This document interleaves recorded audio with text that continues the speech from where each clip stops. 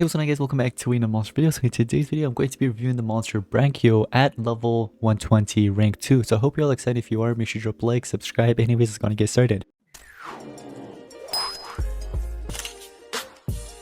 Now I'm sure you guys know that this monster is available in PvP right now and you can obtain it for free. So you can go ahead and play PvP, get those tier eggs, and those tier eggs will basically reward you with cells for Brankio. So you guys should be able to obtain this monster for free. Basically, all you have to do is just play PvP. Now, I know I've already done my analysis on this monster Brankio already, and if you guys haven't seen it already, I recommend checking it out. But it's okay if you didn't. This video should give you an idea on how good this monster is. If you take a look at his stats quite interesting because his speed's very good, 15,782, but then his life is where he lacks, 665,576. That could have been a lot better. It could have been close to 700 or less, somewhere around there. But life, unfortunately, he is lacking, but the speed's pretty good. 25k speed, 25k strength. Sorry, not speed. That would have been insane, wouldn't it? Immune to burning, which is basically useless. Immune to freeze. That's also quite useless. And then last but not least, area drowned, which again can easily be countered with a megaton. So the megaton can literally, the enemy, all the enemy has to do is run a megaton monster, and the megaton will have the area drowned. And it's not like it will like stack up. It'll be 3 times area drowned. It'll just be 1 area drowned on the megaton monster. So unfortunately, if the enemy is running a megaton, you can't really do much. It's just gonna go towards the megatons. And immune to freeze, I mean, that would have been cool if it was immune to control, would have been cooler, or immune to torture here, but unfortunately it's not like that. These are the elements. We have water and light. Let's go ahead and take a look at the skills. Fish and chips. It's a low water damage to all enemies, applies stamina leak and drowns all enemies.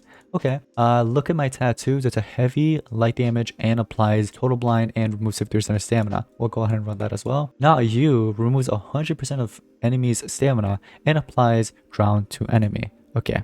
So you're applying drowned and also you're removing 100% stamina. It'd be cool if it was drowned, nightmares, and stamina leak, right? Or drowned and stamina leak, something like that. Combo of 2, not just 1. Because most of the time the enemy will just regenerate their stamina using their relic. Turn off the lights. It's a low light damage to all enemies, applies blind and stamina leak. We'll go ahead and run that. And these other skills are basically useless. So in my personal opinion, these are the 4 best skills you can run in this monster.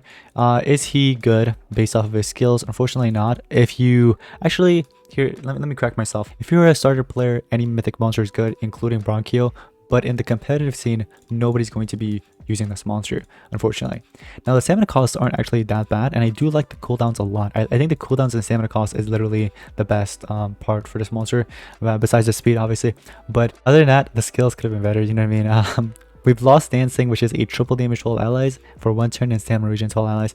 Now, I remember I actually compared this ultimate to what is that one mythic monster from Corrupted Era? Algata. Algata's skill is literally like this. So they literally put Algata's skill into an ultimate a little bit better with maybe stamina regen.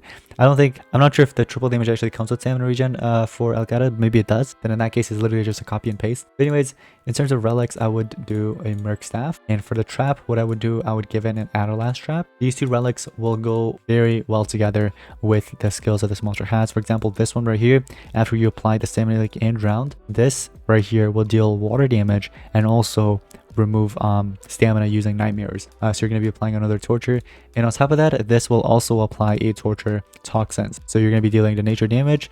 You're also going to be healing from it. Same with this one. This will be regenerating your stamina. So it's really cool. When it comes down to runes for this monster, what I would do is actually run this monster second. So it would be, for example, this monster taken in the 2nd turn. I don't think Bunky is really going to invest in this monster, and I wouldn't really recommend you guys doing either, unless you're a starter. Starter players, you can use this monster, obviously, have your fun, but in the competitive scene, you're not going to be seeing this monster much. So what I would do is do team speeds. You can do 2 team speed and 1 speed, or you could do triple team speed, or you could do, for example, 2 speed and 1 team speed. Just mess around with speed and team speed. That's all I'm trying to tell you guys. Comparing it up with a random setup right now, we've got our attacker, obviously, then we have shadows to open up the path, and then the monster there to basically stamina drain.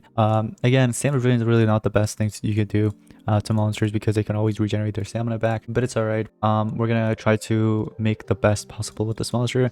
So again, a monster like this would be a good duo. You could also do, for example, this monster, Shadow Yena, with Cannon 11 and then Brankio. But I just wanted to run an attacker there because most of the time if you do set up like that, it works, but not with Brankio, like in a good way, if that makes sense. Like Brankio, as much as I like Brankio and want to give him credits, he really can't do much, even with if there's like Kane 11 with Shauna, like unless you're maybe going to be running a strength rune in there, like throw in a strength rune to make him a bit powerful so he could deal some extra damage. But like for the most part, he's I don't know, even if like you run it alongside Shadow and Kanan, I feel like it just doesn't work as much as you think it does. So I'm just gonna go ahead and do this. We're gonna go ahead and give in 2 extra turns to ourselves. We're gonna keep on doing that. Some PER, some trade disable.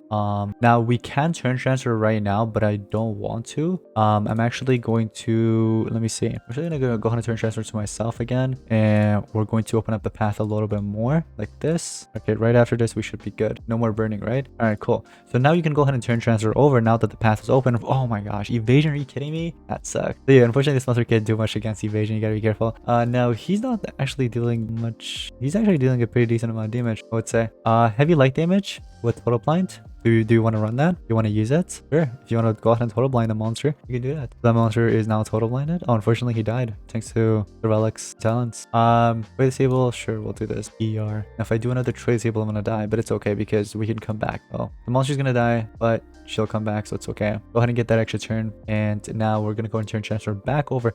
Evasion again? Are you kidding me? Like, how are you regaining? Wait, is it your relic? It's your relic, right? Electric patrol. Yep. Okay. So we can deal damage right now if we want to, but let's go ahead and actually charge up. And I think I'm gonna get hit with that Volatile armor again if I keep doing that. So I'm not going to. It's okay. Let's let him get a turn in, do whatever he wants. He has a mega taunt. It's okay. So we get the turn in here, right? So if you want to, you can go ahead and remove stamina and apply drowned. That way, we're not going to get hit with the Volatile armor. So something to, I guess, use. 0% stamina drain with drowned. Sure. He gets a turn in. Look, he won't be able to do anything unless he can regenerate his stamina. There we go. Or has a skill that doesn't require any stamina. So then it's more dangerous. You gotta be careful. You could also do blinds and stamina leak to all enemies if you want. But I really like the total blind, so I'm gonna go ahead and do the total blind. The monster should be. Oh wait, is it not total blinded? Did we just miss that?